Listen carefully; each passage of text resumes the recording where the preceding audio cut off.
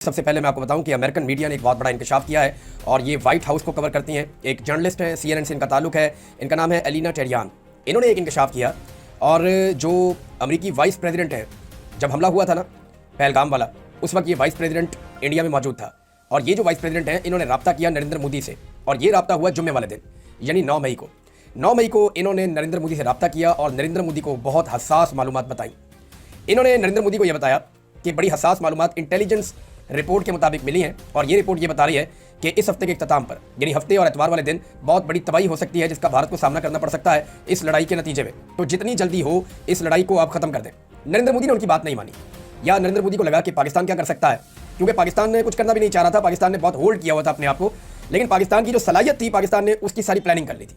पाकिस्तान ने यह जरूर पता कर लिया था कि हम क्या कर सकते हैं, किसके जगह पे कर सकते हैं, पूरी मनसूबाबंदी तैयार थी। लेकिन इसके बावजूद पाकिस्तान जंगबंदी चाह रहा था। पाकिस्तान ये नहीं चाह रहा था कि लड़ाई इंडिया के साथ बढ़े।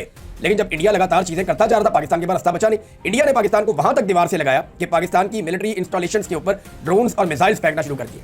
और ये इंडिया 9 मई को उस वक्त कर रहा था जब अमेरिकी नायब सदर ने नरेंद्र मोदी को बड़ी अहम इंटेलिजेंस मालूमात दी थी। लेकिन फिर 10 मई की सुबह पाकिस्तान ने जब पहला इशारा दिया, जब 10 मई की सुबह पाकिस्तान ने पहला जवाबी वार किया इंडिया के ऊपर, तो 1 घंटे के अंदर नरेंद्र मोदी का होश ठिकाने आ गया। फिर फौरी तौर पे इन्होंने राब्ता किया अमेरिका के साथ कि सर आप ठीक कह रहे थे, पाकिस्तान ने बहुत खौफनाक जवाबी कार्रवाई की है, और जो अमेरिकन इंटेलिजेंस की रिपोर्ट थी उसके अंदर बड़ी खौफनाक चीजें हैं, उन्होंने उसको खुफिया रखा है।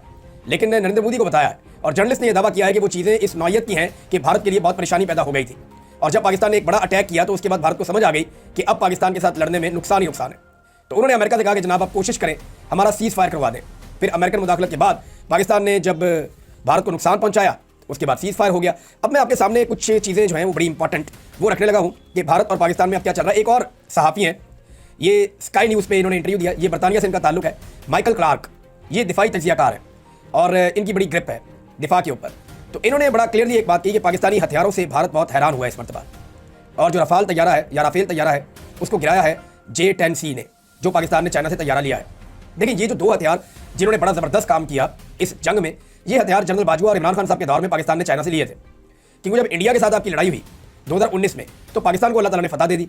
लेकिन उस वक्त नरेंद्र मोदी ने कहा कि अगर राफेल होता तो आज सूरत कुछ और होती, और फिर वो राफेल के सौदे की तरफ चले गए। पाकिस्तान ने रोला नहीं डाला, पाकिस्तान ने राफेल का बंदोबस्त करना शुरू किया। तो उन्हें अंदाजा हुआ कि आसपास उन्हें वो तैयारा सस्ता भी मिल सकता है और वो राफेल का मुकाबला भी कर सकता है, यानी वो राफेल की टक्कर का मुकाबला है। यानी अगर वो आ भी जाए तैयारा पाकिस्तान के बाद और अच्छी प्लानिंग के साथ आप जाएं, तो राफेल को आप फेल कर सकते हैं।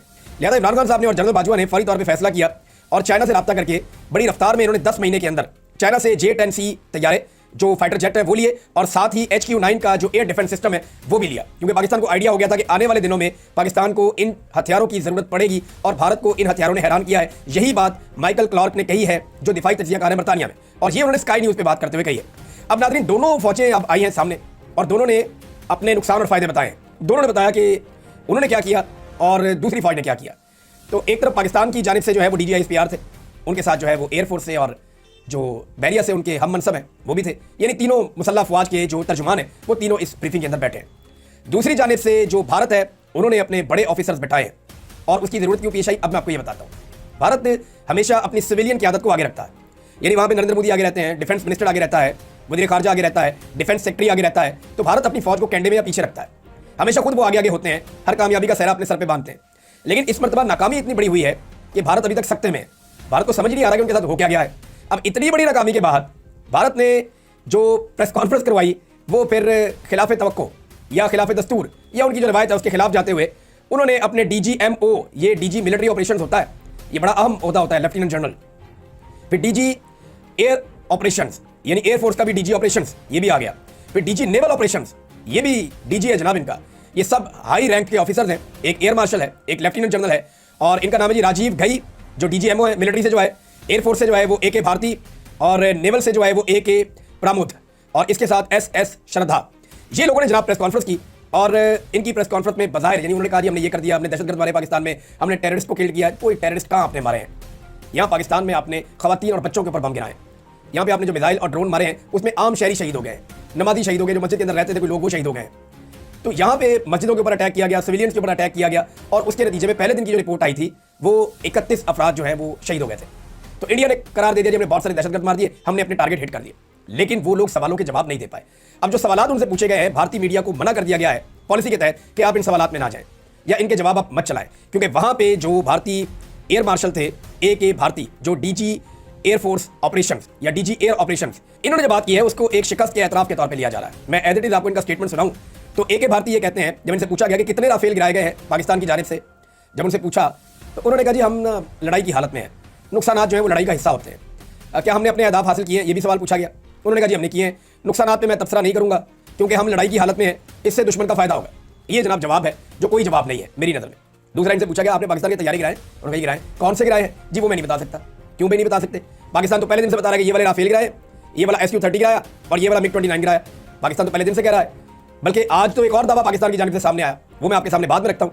लेकिन जहाँ भारत ने जो इनकी बॉडी लैंग्वेज थी बड़ी डाउन थी, ये इनके मुंह उतरे हुए थे और अजीब इनके ऊपर जो है वो एक खौफतारी था, एक भारत के अंदर एक सख्ते का आलम है। वो बेचारे परेशान है कि हम तो पाकिस्तान को तरने वाला समझ रहे थे, हम तो ये समझ रहे थे जब इसराइल फलस्तीन के ऊपर अटैक करता है हम जाएंगे पाकिस्तान में, जो दिल करेगा करके आ जाएंगे।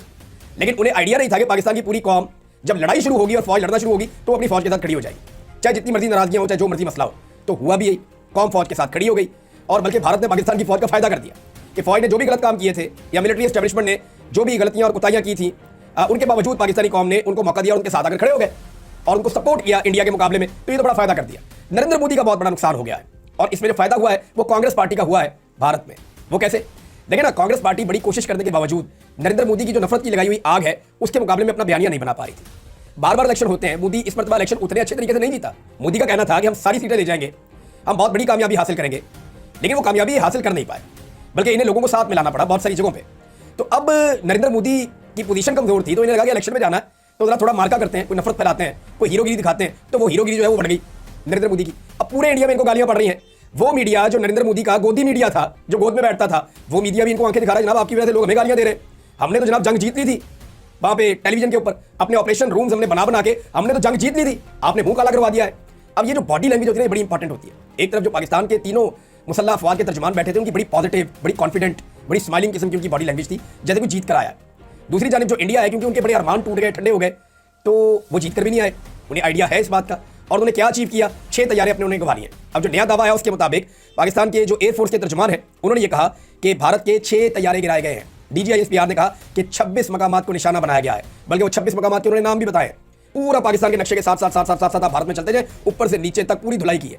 एक एक जगह का पाकिस्तान ने निशाना बनाया है। 26 आम तरीन मकामात और 26 के 26 जो हैं वो मिलिट्री तनसीबात हैं जिनको पाकिस्तान ने निशाना बनाया, सिविलियन को नहीं बनाया। बल्कि उसमें DGISPR ने कहा कि हमारी प्रोफेशनल फौज है, हमारा इस्लाम भी हमें इजाजत नहीं देता और उसूलों के खिलाफ है, हम सिविलियन के ऊपर हमला नहीं करते। तो मैंने उस पर एक उनसे गुजारिश भी की है कि यही फार्मूला पाकिस्तान पर भी लागू कर दे, यहाँ पर भी जरा सिविलियन के ऊपर हाथ होला कर दे और सिविलियन के साथ यहाँ पे लड़ाई झगड़े से गुरेज करें। लोग उससे नाराज हो जाते हैं, उससे नुकसान होता है, अपना पाकिस्तान का नुकसान होता है।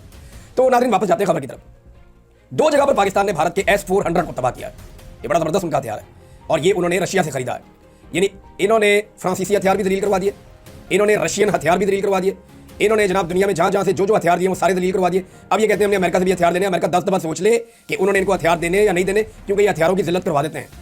ये लड़ना लड़ना इनको आता कोई नहीं है, प्लानिंग इनके पास है कोई नहीं, ना इनके अंदर लड़ने का जज्बा है। ये सिर्फ हथियार पे भरोसा करते हैं और पाकिस्तान जो है वो हथियार पे नहीं, वो अपने जज्बे पे, अपनी कौम पे और अपने इत्तेहाद पे भरोसा करता है और अपने अल्लाह पे भरोसा रखता है सबसे पहले, कि अल्लाह पे भरोसा करके वो लड़ने के लिए आ जाता है और अल्लाह उसकी मदद भी कर देता है।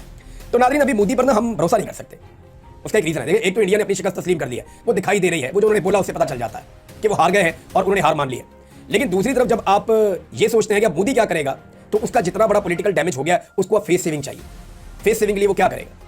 फेस सेविंग के लिए वो कुछ भी कर सकता है और उसके ऊपर बिल्कुल भरोसा नहीं किया जा सकता। पाकिस्तान को चौकन्ना रहना पड़ेगा और पाकिस्तान को हर किस्म की सूरत हाल के लिए तैयार रहना पड़ेगा। अब पाकिस्तान एयरफोर्स ने 6 तैयारों का दावा कर दिया और यह भी दावा किया है कि राफेल तैयारे 3 पहले तबाह किए गए थे और फिर एक और तबाह किया गया और रेडार्स के साथ बाकायदा पाकिस्तान ने सबूत सामने रखे। भारतीय मीडिया सर पकड़ के बैठ गया।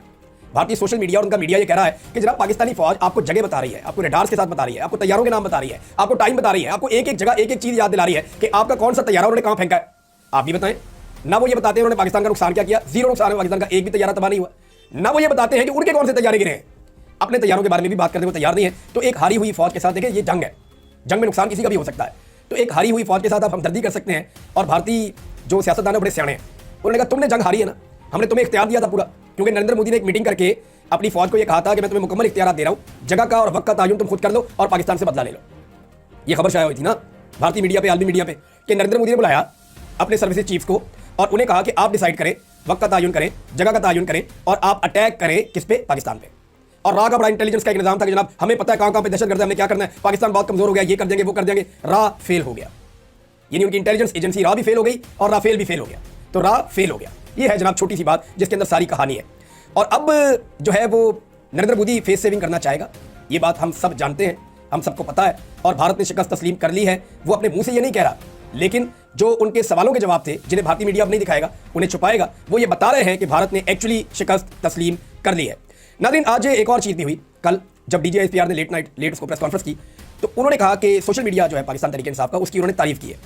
ये पहला मौका है जब से ये DGISPR आए हैं कि उन्होंने पाकिस्तान के सोशल मीडिया की तारीफ कर दी है।